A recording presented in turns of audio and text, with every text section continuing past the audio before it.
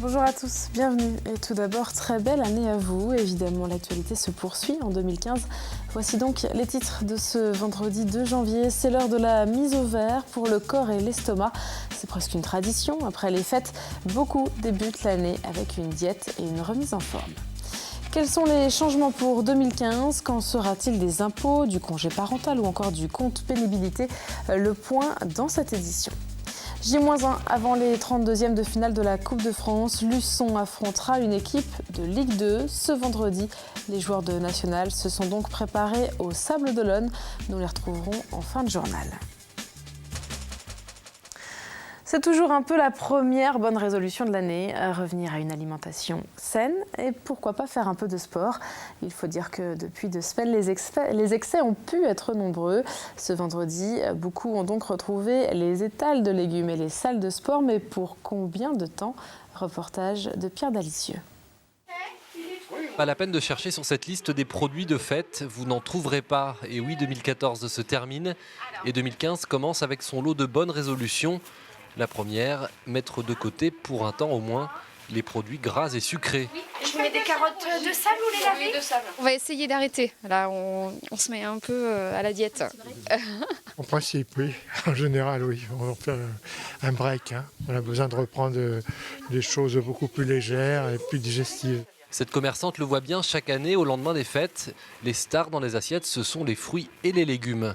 Pour faire des potages, des agrumes pour les vitamines, et puis kiwi, tout ce qui contient de la vitamine C pour repartir d'un bon pied pour démarrer la bonne année. Parmi ces fruits et légumes, certains en particulier sont fortement conseillés, surtout après les fêtes. Les choux, toute la famille des choux, les radis, le radis noir notamment, les artichauts, le brocoli, les épices aussi, donc le curcuma. Tout ça, ça apporte des éléments pour détoxifier le foie. Et donc, qui a subi beaucoup de dégâts pendant les fêtes. Autre grande résolution, faire du sport. Ici, ces habitués n'ont pas attendu la semaine prochaine pour s'y mettre. C'est vrai qu'on mange beaucoup, on reste souvent à table et longtemps, donc il faut reprendre un bon rythme dès le début de l'année. On élimine toutes les toxines là et là on est reparti pour une année en pleine forme. Après les excès des fêtes de fin d'année, c'est sûr que c'est encore plus important. Chaque année, ce club voit son nombre d'inscriptions augmenter, des inscriptions qui bien souvent ne dureront pas bien longtemps. Avant les vacances, j'ai déjà eu pas mal de demandes d'informations, etc. Et là, dans les semaines à venir, je pense qu'on va avoir un pic au niveau des inscriptions parce que voilà, les gens ont pris leur résolution et comme tous les ans, la résolution de se remettre en forme, c'est une des premières dans la liste. On ne la tient pas forcément longtemps. Généralement, ça tient un mois et demi, 2 mois et après, c'est beaucoup plus dur. Bien manger, faire du sport, beaucoup de choses pour cette année 2015, mais peut-être que certains attendront lundi pour les mettre en œuvre, car les vacances ne sont pas tout à fait terminées. Et pour quelques courageux, l'année a débuté avec le traditionnel premier bain à Saint-Gilles-Croix-de-Vie. Plus de 200 téméraires se sont jetés à l'eau, histoire de plonger définitivement en 2015. Parmi les participants, on retrouve le collectif des Sardines 4 saisons que nous avions rencontré il y a quelques jours à l'occasion du dernier bain de l'année. L'événement est toujours un rendez-vous pour ceux qui osent, bien sûr, mais également pour les spectateurs, bizarrement toujours plus nombreux que les baigneurs. Le 1er janvier arrive toujours avec son lot de changements et cette année, les mesures concernent les impôts, le congé parental ou encore les soldes. Le point avec Aurélien Martin.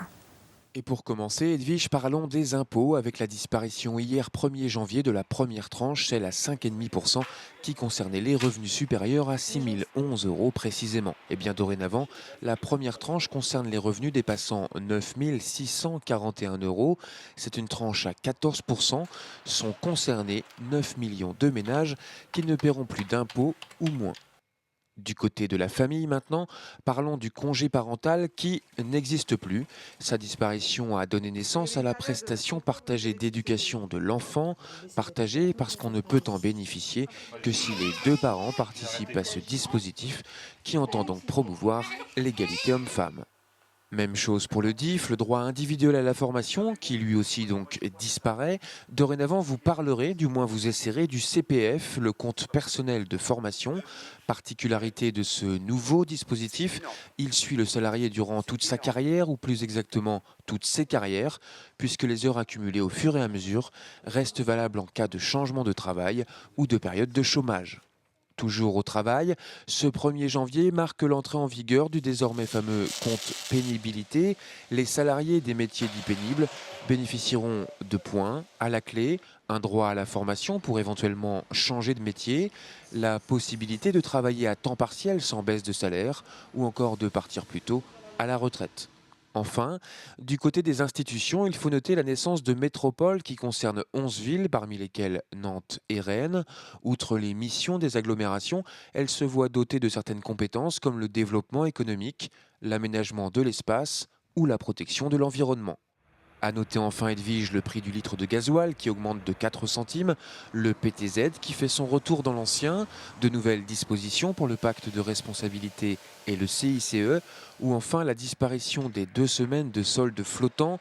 Désormais, on retrouvera les soldes d'hiver et les soldes d'été, 2 périodes d'une durée de 6 semaines chacune, dorénavant.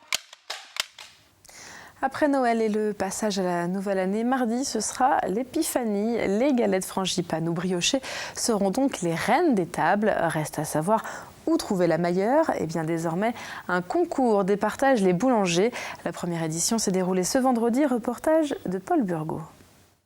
Que vous préfériez le croustillant et le fondant d'une galette feuilletée ou le moelleux de sa sœur briochée, sachez qu'ici seuls les meilleurs seront retenus, la crème de la crème des galettes vendéennes. Alors mieux vaut apporter celle dont on est le plus fier. Elle n'est pas retombée, elle a l'air bien cuite sur les côtés, si on appuie, ça retombe pas, c'est assez croustillant. Au niveau de la couleur, c'est ce qui me va. Pâtisserie incontournable du mois de janvier, la galette n'est pas forcément la plus facile à réaliser. 2 à 3 jours de préparation, feuilletage parfait ou dosage à équilibrer, en brioche ou aux amandes, la recette doit être rigoureusement suivie. Bon feuilletage avec du beurre et une frangipane, une bonne frangipane avec un peu de poudre d'amande blanche, un peu de poudre d'amande grise pour donner un peu d'amertume. En brioché, une bonne pâte à brioche qui est bien reposée toute la nuit et cuit à point. Les 56 candidates sont ensuite notées par un jury de 8 personnes. Aspect, texture et goût, tout est passé à la loupe. Un aspect de galette qui est brillante, qui est régulière. Donc le feuilletage de cette galette est très très importante. Donc ni trop friable ni pas assez. Elle est aussi liée principalement aussi au goût d'amande. Divisés en 2 groupes selon le type de galette, les membres du jury goûtent et distribuent les points et gare à ceux qui s'éloignent trop de la recette originale. Elle est quand même très chargée en sucre, amandes, fruits confits. Du coup, on sent un petit peu moins le goût de la brioche. Comme à la base, c'est un concours de galettes briochées, il faut quand même qu'on ait le goût de la brioche. Là, je les ai toutes goûtées. Je suis en train de faire le total des totaux. Savoir un petit peu lesquels l'emportent sur les autres. Il y en a déjà 2 ou 3 qui se dessinent largement en tête. À la fin, sur la trentaine de boulangeries participantes, seules les 3 premières de chaque catégorie pourront accrocher fièrement un diplôme dans leur boutique, avec un prix pour les premiers. Et suite à ce premier concours, on sait désormais où se trouve la meilleure galette frangipane. C'est à Saint-Gilles-Croix-de-Vie. Quant à la briochée, elle est confectionnée dans une boulangerie à Chambretot.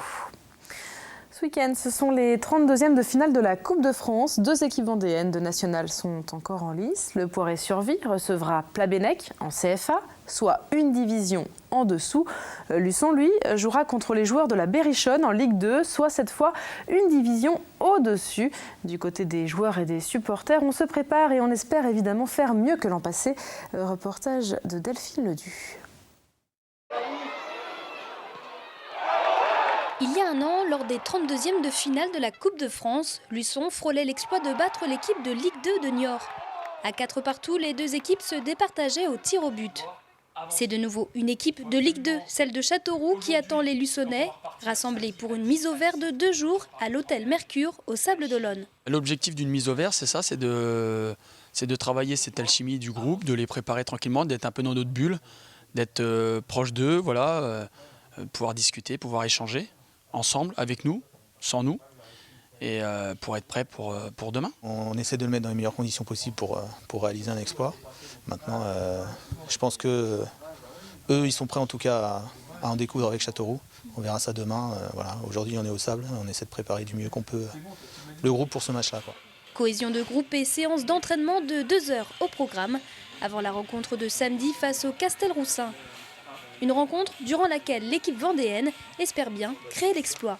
Ce sera un exploit parce qu'on l'a jamais fait, donc on peut utiliser ce terme d'exploit.